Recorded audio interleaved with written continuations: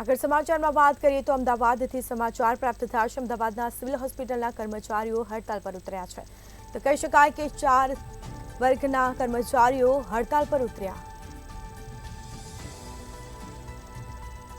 તો કર્મચારીઓ વહેલી સવારથી જ હડતાલ પર ઉતર્યા છે। કામ છોડી અચાનક હડતાલ પર ઉતર્યા કર્મચારીઓ હડતાલને પગલે સિવિલ તંત્રમાં નાસભાગ મચવા પામી છે। તો સમાચાર પ્રાપ્ત થયા છે અમદાવાદમાં સિવિલ હોસ્પિટલના કર્મચારીઓ હડતાલ પર ઉતર્યા। તો ચોથા વર્ગના કર્મચારીઓ હડતાલ પર ઉતર્યા છે। કર્મચારીઓ વહેલી સવારથી જ હડતાલ પર ઉતર્યા છે। તો કામ છોડી અચાનક હડતાલ પર ઉતર્યા છે કર્મચારીઓ। આ દ્રશ્યો અમે આપને બતાવી રહ્યા છે। હડતાલને પગલે સિવિલ તંત્રમાં નાસભાગ પણ મચવા પામી છે।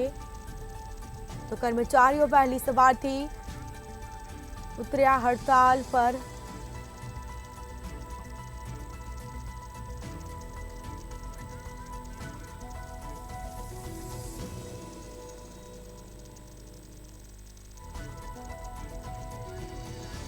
તો વધુ વિગતો સાથે સંવાદદાતા શિવાંશુ સિંહ આપણી સાથે લાઈવ જોડાઈ ગયા છે। જી, અમદાવાદના સિવિલ હોસ્પિટલના કર્મચારીઓ હડતાલ પર ઉતર્યા, શું માહિતી?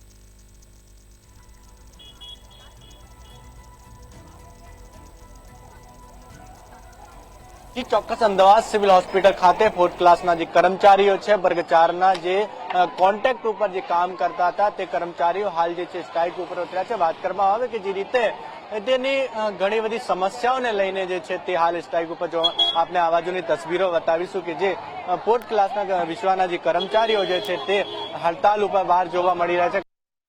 કહી શકાય કે ઇમરજન્સી સેવાઓ છે તે પણ બાધિત થઈ ચૂકી છે સાથે કહી શકાય। અને શું સમસ્યા છે તેમને કર્મચારી સાથે વાત કરો।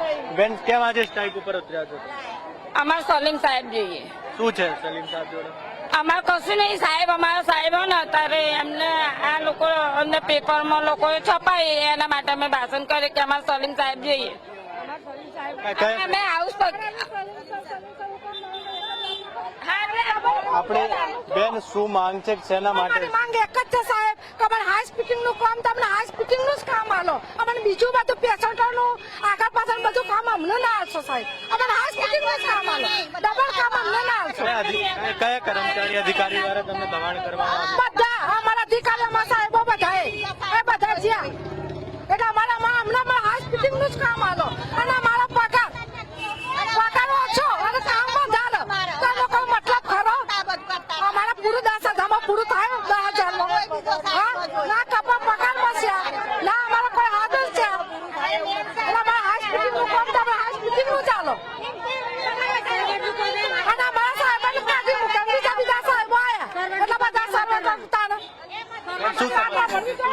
અમારે તો સાહેબ પગારની માગણી કરો 10,000 પૂરું થાય એવું નથી સર। જેમ મને થોડું વધારો તો સારું કહેવાય। અમે 3,000 રૂપિયા તો ભાડું થઈ જશે। જેમ મને એટલું સારું કરો તો સારું તમારે। મુખ્ય કારણ શું છે? કયા મુખ્ય કારણ તો આ બધા છે સલીમને લઈને કોઈ જે સુપરવાઇઝર છે તેમને લઈને જે છે તે વાત સામે આવી રહી છે। તમામ જે સામે તેમના જે અધિકારીઓ છે તેમના સાથે વાત કરવાનો પ્રયાસ કરીશું કારણ કે જે વર્ગ 4ના જે સેનેટરી ઇન્સ્પેક્ટર અલ્તાફભાઈ આપણા સાથે છે। અલ્તાફભાઈ, કેમ ફોર્થ ક્લાસના વાત થઈ અંદર? અરે આપ કહેશો કરી ના કેમ ફોર્થ ક્લાસ તમારા અંડરમાં નથી આવતા? સાહેબ ના જોડે તમારા અંડરમાં નથી આવતા? કેમ આવે છે? તો આવે છે શું કામ સ્ટ્રાઇક ઉપર ઉતર્યા? આ રીતે અધિકારીઓ અંદર ભાગી રહ્યા છે, જવાબ આપતા નથી માંગતા કારણ કે એ સેનેટરી ઇન્સ્પેક્ટર છે કે જેના માધ્યમથી તમામ ફોર્થ ક્લાસના કર્મચારી આવતા હોય છે પરંતુ અધિકારી ભાગે છે। ક્યાંક ને ક્યાંક દાળમાં કાળું છે તે સાફ દેખાઈ રહ્યો છે।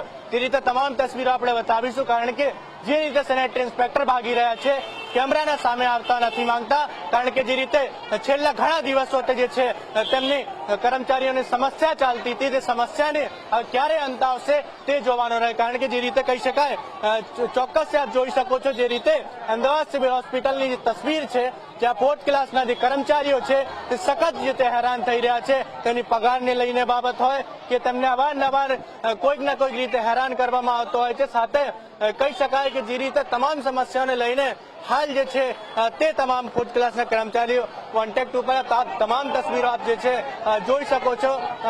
બેન, શું માંગ હતી, શું માંગ છે તમારી?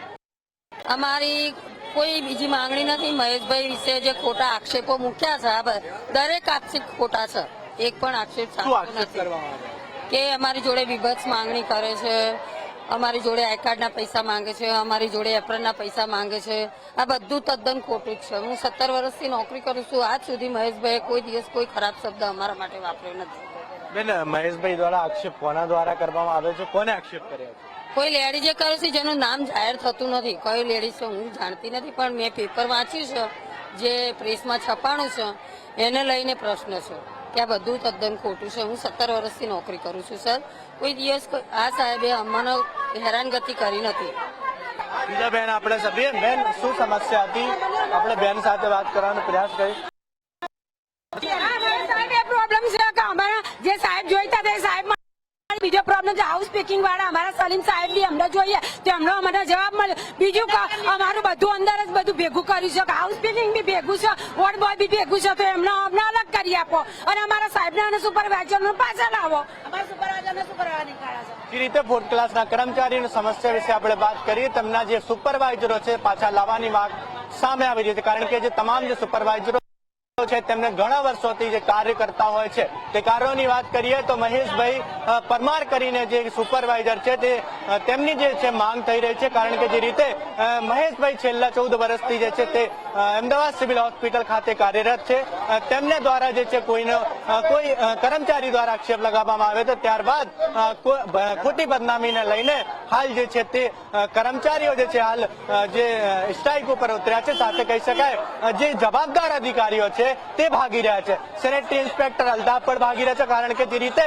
તેમને સવાલ પૂછવામાં આવ્યા તે સવાલ જવાબ નથી આપતા.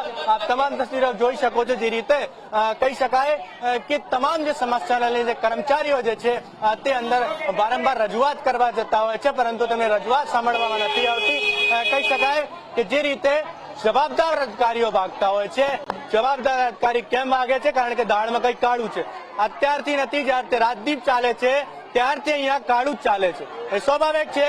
બ્લેક લિસ્ટેડ કંપની છતાં પણ વિશ્વા કંપની આવી, તેમાં પણ જે કર્મચારીઓ તમને હેરાન પરેશાન કરવામાં આવી રહ્યા છે એ જવાબદાર અધિકારીઓ ક્યારે બહાર આવશે? કહી શકાય કે જે રીતે આ લોકોને દાળમાં કાળું કઈ રીતે કરી રહ્યા છે એ તો જવાબદાર અધિકારીઓ જ કહેશે. કારણ કે જે રીતે અંદર ભાગી રહ્યા છે અને સાથે કહી શકાય કે જે જ કર્મચારીઓ છે જે 24 કલાક દર્દીઓને સેવા આપતા હોય છે, એ જ કર્મચારીઓ છે કે 24 કલાક એ દર્દીઓની સાથે વાત કરીએ તો એ દર્દીઓને પોતાના સગા ના હોય તે સગા જેવું તેમને અનુભવ ફીલ કરાતા હોય છે. પરંતુ આજે જે છે તે જ પરેશાનીમાં મુકાયા છે. કહી શકાય તો ક્યાંક ને ક્યાંક પ્રશાસનની ઘોર જે બેદરકારી સામે આવી રહી છે. જી બિલકુલ. તે શિવાંશુ, તમામ જાણકારી આપવા બદલ આપનો આભાર. તો અમદાવાદ સિવિલ હોસ્પિટલના કર્મચારીઓ હડતાળ પર ઉતર્યા છે. ચોથા વર્ગના કર્મચારીઓ હડતાળ પર ઉતર્યા.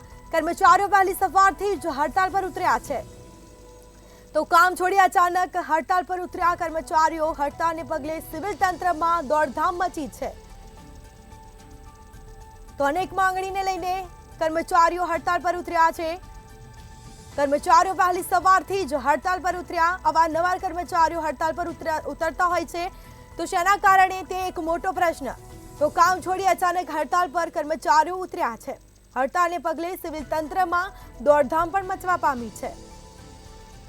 તો અમદાવાદ ખાતે સિવિલ હોસ્પિટલના કર્મચારીઓ હડતાળ પર ઉતર્યા છે.